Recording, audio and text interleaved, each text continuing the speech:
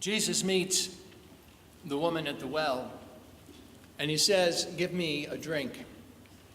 It's high noon. There's a hot sun overhead when this improbable meeting takes place. Jesus is moving from Jerusalem on his way to Galilee. It's a long walk, and he's stopped at Jacob's well. And since this Jacob gave the well to his son Joseph some 1,200 years before, people have gathered there to drink the water that still flows, and you can drink it as well.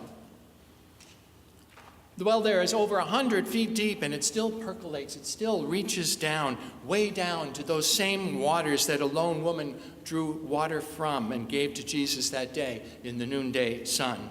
Water ran there for Jacob, and water runs through this passage today on this World Water Day.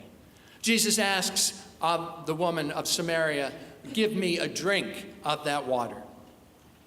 Barbara Brown Taylor, one of the 12 great preachers in America, gives some insight into the scene. She says, from his opening words asking for a drink of that water, Jesus talks to this woman longer than he does to anyone else in the Gospels.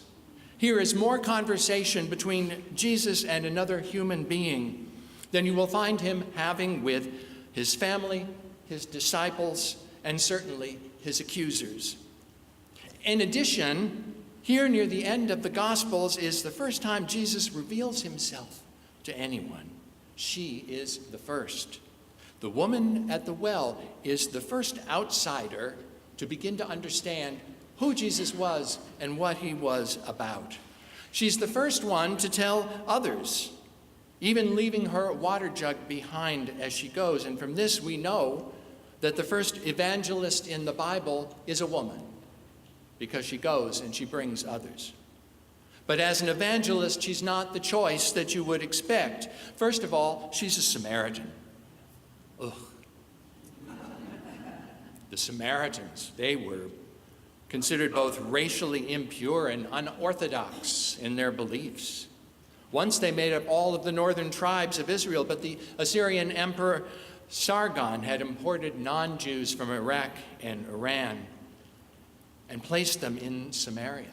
And this was intentional so that the tribes would mix and nationalism would be diluted along with the purity of their race. The Judeans around Jerusalem rejected them as impure. Racial impurity was the first factor in rejecting her. Religion, of course, was the second. The Samaritans used the Torah only and rejected any books other than the first 5 books of Moses. They set up their own temple at Mount Gerizim once they were excommunicated from Jerusalem, whose temple was once said to be the only house of God. And to this day, the remaining Samaritans celebrate on Mount Gerizim. So you see, it's a scandalous thing. It's scandalous that Jesus is going to Galilee through Samaria. The Pharisees, they wouldn't follow him, even though it was the most direct way, because they would not come in contact with such people, these unorthodox outcasts, these racially mixed folks. So in his willingness to travel this way, Jesus takes on the racist structure of his day. And if one actually is what one practices, then Jesus, by his very actions, is one who breaks free from racism. By his actions, he declares that one cannot, in the name of religion or anything holy, ever say that any race is unclean or displeasing to God. And the woman at the well says, "Give me some of that living water." But wait, there's a little more here. The woman at the well, there's something else wrong with her. She's an outsider. She's an outsider by virtue of her gender. Ooh. Women were belongings. They were practically traded between men. They were not liberated. They could not worship with men whose morning prayer contained the phrase, "Thank God I am not a woman." Don't shoot the messenger. Women had no part or say in public life. They were helpless without the patronage of a man. To engage in conversation about God was forbidden with women as well. And so Jesus still is sitting there by the well talking to the Samaritan woman about the temple, about the thirst of the soul and the water of life. Jesus could not possibly have been clearer in his insistence that women were called to the intellectual and the spiritual life as were men. Give us all some of that living water. She was a Samaritan, she was a woman, but there was one more thing, at least, that was wrong with her. She was also perceived to be a fallen woman. A respectable woman made the trip to the well in the morning with the other women. It was cooler at that time. They could fill the jugs with water, make the trip, share some news. But this woman was one of the people they talked about, and the fact that she showed up at noon was a sure sign that she was not welcome at that morning social hour. She is a woman with a past, and it is less painful for her to come to that place, to the well, at noon, despite the heat, after everyone else was gone. And on this day, she sees a man sitting at the well. He's clearly Jewish. There are 3 good reasons why he shouldn't speak to her, each of them involving scandal. And he is here. He broke all of the laws, the social codes, by talking to her. If he was seen taking a drink from that bucket at the well, his reputation would be lost. And yet he says, "Give me a drink."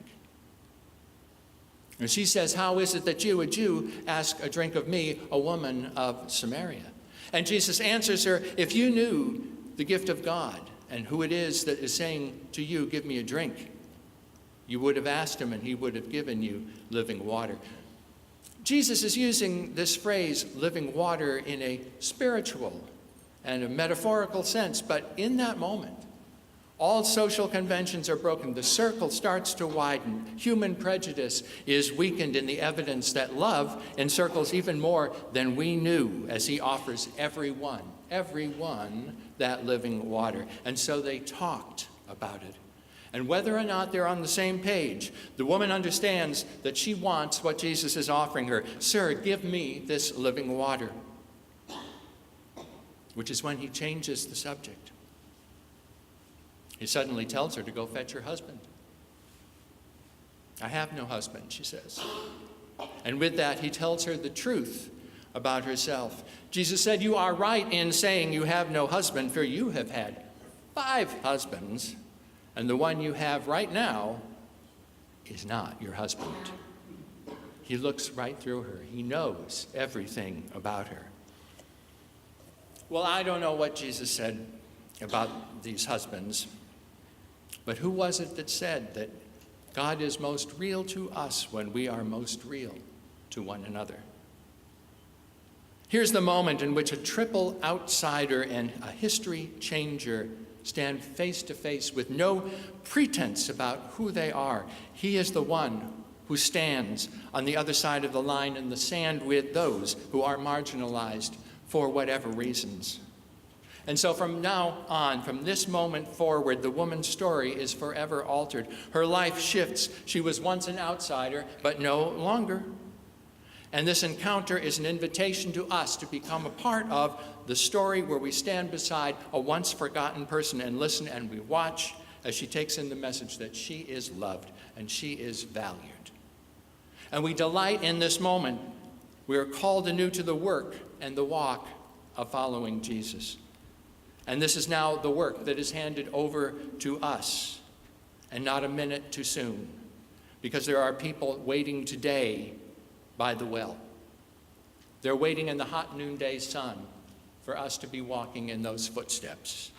David Lyle, writing in the last issue of Christian Century, writes, "There are still people at the well in the midday sun, those written off by society, looking in from the outside, and the gospel draws us toward them with the word of hope that transcends race or gender or nationality or marital status and anything else the world would use to try to separate us. And there are others who are escaping persecution today, who are reaching out for good hearts who will take them in so they are not shipped back to certain death.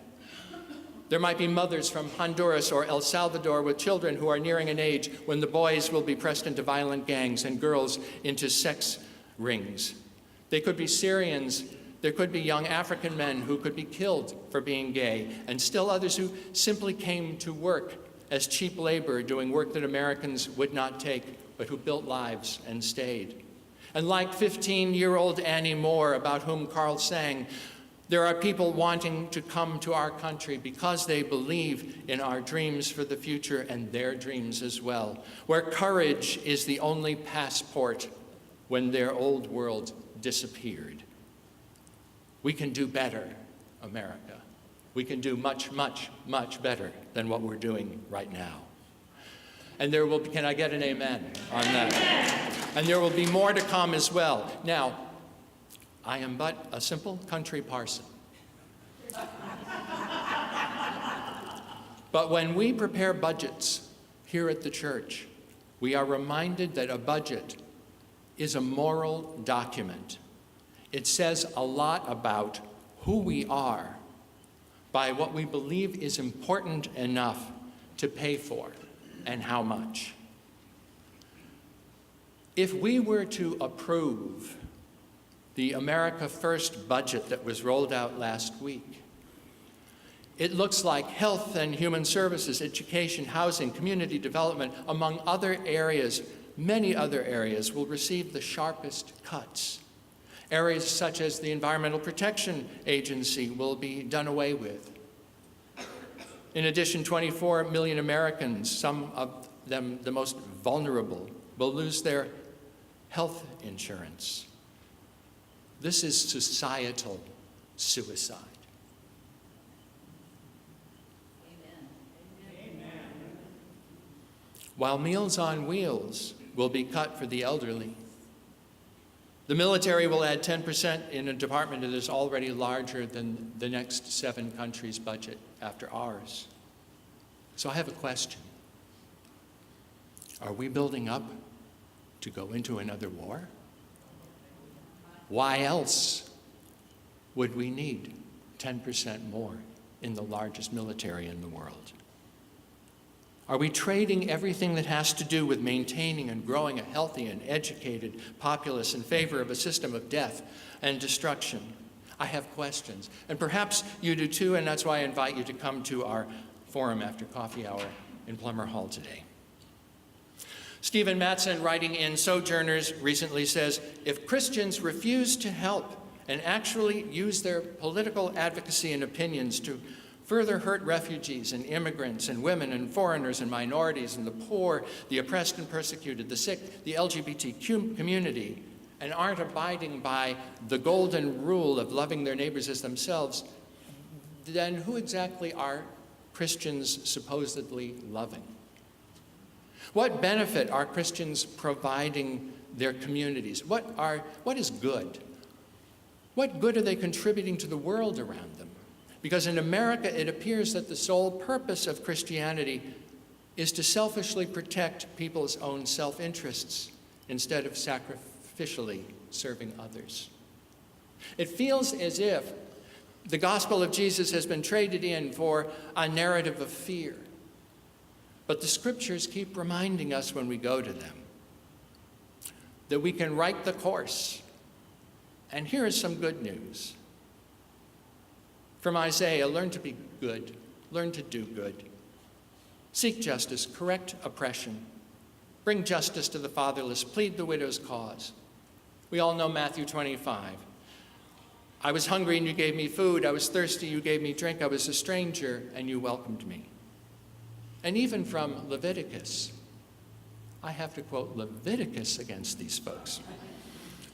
When a stranger sojourns with you in your land, you shall not do him wrong. You shall treat the stranger who sojourns with you as the native among you, and you shall love them as you love yourself. For you were once strangers in the land of Egypt. I am the Lord your God. When the woman at the well accepted the living waters that Jesus offered, what do we need to go forward? What do you need from your church to help you live into the building of this kingdom of God with us that is some touch better than where we are right now? Are you looking for ways to serve? How can we help you to be disciples? What is happening around us cannot and will not end well. You are important. You are needed. And Jesus meets us at the well and offers us ways in which to discover how to follow him, and we will be called. So give us all some of that living water. Amen. Let's rise and sing our closing Amen.